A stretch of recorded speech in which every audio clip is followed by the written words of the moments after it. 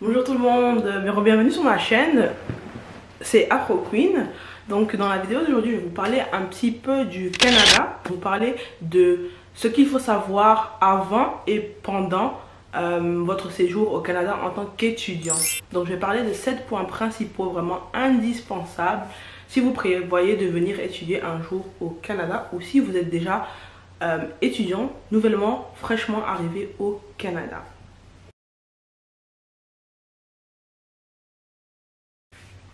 Donc avant de commencer la vidéo, n'oublie pas de t'abonner à ma chaîne à la fin de la vidéo et de me laisser un gros pouce en l'air si elle t'a plu.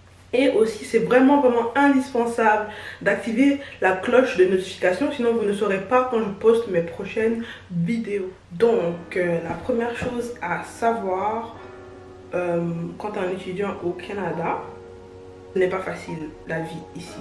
Malgré le fait que c'est un pays magnifique, c'est un pays très ouvert d'esprit, c'est un pays accueillant, c'est un beau pays.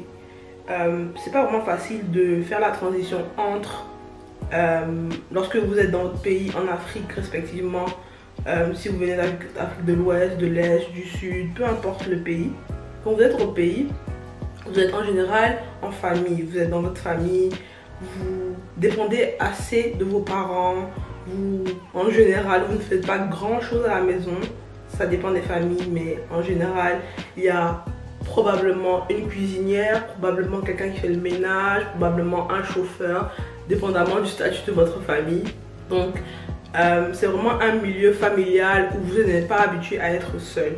Donc, la raison pour laquelle je dis que c'est pas facile, c'est parce que vous passez de ça à la solitude complète ou à être en colocation avec des inconnus la plupart du temps. Donc, c'est vraiment pas facile du tout et il faut vraiment un temps d'adaptation, il faut se préparer psychologiquement et franchement avoir les épaules assez solides, dépendamment si vous êtes une fille ou un garçon, pour pouvoir vraiment réussir lorsque vous allez partir seul à l'étranger.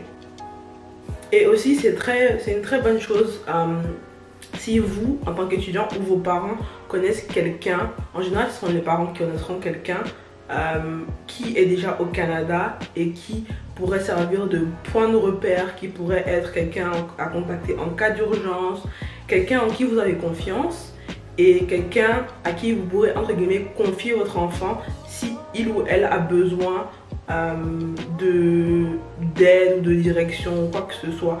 C'est vraiment important, assez important de connaître au moins une personne ici au Canada, une personne en qui vous avez vraiment confiance. Ensuite, la deuxième chose à savoir, c'est que le barème de notation ici au Canada diffère un tout petit peu du barème en Afrique en général. En Afrique, si vous êtes dans un système français ou dans un système national, peu importe votre pays, vous êtes en général noté sur 20.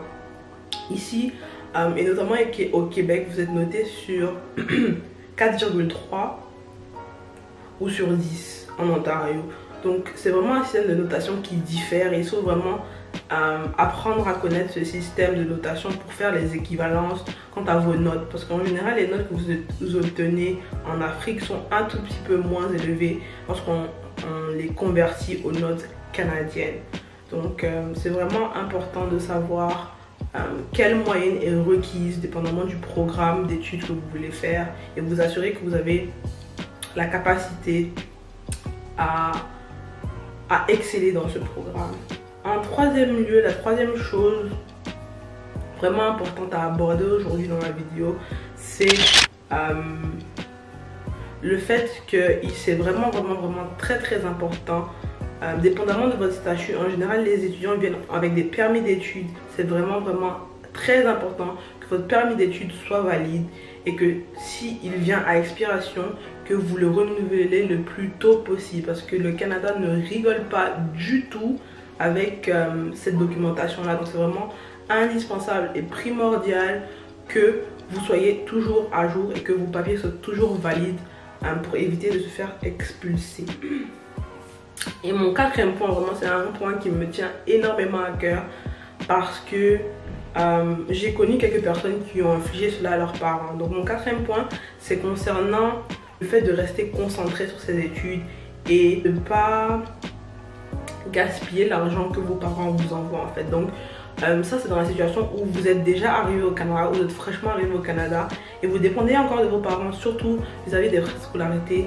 S'il vous plaît, je vous implore d'éviter de gaspiller l'argent que vos parents vous envoient. C'est vraiment... Moi c'est juste inimaginable en fait de jeter par la fenêtre combien de milliers de dollars de frais de scolarité que vous devez payer. C'est vrai que c'est difficile de gérer un budget lorsque c'est la première fois qu'on le fait, lorsque on a vraiment accès à une certaine somme parce que vous payez vous-même vos frais de scolarité, etc. Franchement, il faut être discipliné et vraiment éviter les dépenses inutiles. Les parents, lorsqu'ils vous envoient de l'argent, ils ne vont pas cueillir l'argent sur un arbre. Donc le minimum que vous puissiez faire, c'est les respecter et utiliser cet argent à bon escient pour votre éducation. Mon 5e point, ça concerne l'implication, notamment sur le campus de l'université. Donc selon moi, c'est vraiment indispensable de s'impliquer sur le campus parce que ça vous permettra de rencontrer de nouvelles personnes, ça vous permettra d'avoir de l'expérience en tant que bénévolat, par exemple sur votre CV. C'est vraiment bien vu du point de vue des employeurs si vous prévoyez de rester ici après vos années d'études. C'est vraiment une bonne chose à faire de s'impliquer. C'est pas forcément tout le temps, 1 ou 2 fois, quelques heures durant la semaine, durant votre temps libre. Vous pouvez vous impliquer au sein d'une association étudiante ou vous pouvez vous impliquer pour un événement en particulier. Quel que soit ce à quoi vous êtes intéressé, c'est vraiment important de s'impliquer sur le campus. Comme ça vous permettra de rencontrer d'autres personnes à l'extérieur de votre cercle social ou des gens de votre nationalité en général, parce qu'on a tendance à se regrouper avec des gens qu'on connaît, des gens qui viennent de notre pays. Mais c'est vraiment aussi important de s'approprier la culture canadienne et de se faire des amis canadiens. Mon 6e et 7e point sont un peu reliés et ça concerne particulièrement la préparation avant de venir au Canada. Ça aurait peut-être dû être mon premier point, mais bon, c'est mon 6e point.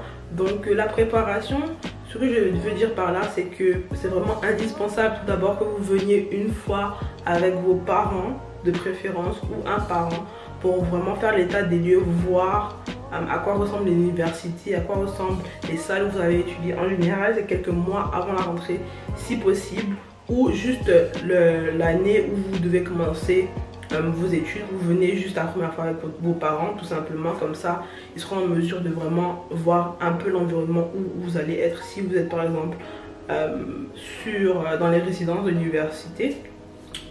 Ou sinon, une fois que vous vous rendez au Canada, c'est vraiment indispensable, et notamment pour les parents, de visiter à quelques reprises ou à une reprise ou deux, pas chaque année, peut-être une fois l'année ou une fois les 2 ans, dépendamment de l'étendue de vos études, du nombre d'années d'études que vous allez faire. C'est vraiment indispensable en tant que parent, je pense, de venir visiter son enfant parce que ce que l'enfant dit au téléphone, en général, c'est pas à 100% ce qui se passe sur les lieux. Donc c'est vraiment indispensable d'aller voir de vous-même ce qui se passe sur les lieux pour vraiment vous assurer que tout se passe bien, que votre enfant n'est pas parti en dépression, que en fait il y a beaucoup de challenges qui viennent avec la solitude, si je puis dire, si vous êtes seul en appartement ou si vous êtes en colocation avec des inconnus. Donc c'est vraiment indispensable de faire ce suivi là avec vos enfants, ce qui me mène au 7e point, qui est garder le contact avec sa famille, garder le contact avec le pays. Franchement, pour moi c'est indispensable parce que ça vous permet non seulement de garder les pieds sur terre, mais aussi ça vous rappelle d'où vous venez et pourquoi vous êtes là en fait. Donc c'est vraiment une bonne chose de parler à vos parents, si c'est pas une fois par semaine, au moins une fois toutes les 2 semaines. Si vous voulez faire des appels WhatsApp, des appels Skype, c'est comme vous voulez, mais de temps en temps appeler votre famille, ça va vous faire du bien psychologiquement et ça va vous rappeler pourquoi vous êtes venu ici. Et c'est vraiment pas facile, surtout par exemple en hiver, l'hiver qui dure ici 8 mois. La première année, ça peut vraiment être un choc. Vous pouvez avoir peut-être de la dépression, quelque chose comme ça, parce que les hivers, il fait pas toujours beau, il fait froid durant vraiment longtemps. Donc vu que vous êtes nouveau, vous connaissez pas forcément beaucoup de monde, donc c'est vraiment facile de tomber dans la solitude et de se sentir seul. Donc c'est vraiment indispensable de garder le contact avec sa famille en les appelant de temps en temps. Donc voilà, c'est tout pour aujourd'hui. C'était mes 7 points sur ce qu'il faut savoir avant d'aller étudier au Canada et en tant qu'étudiant nouvellement arrivé au Canada. N'oubliez pas de vous abonner à ma chaîne encore une fois si ce contenu vous plaît, d'activer la cloche des notifications et de me laisser un pouce en l'air. Et aussi, ce serait grandement apprécié si vous pouvez partager cette vidéo avec vos proches pour que le plus de gens possible la voient. Allez, à la prochaine!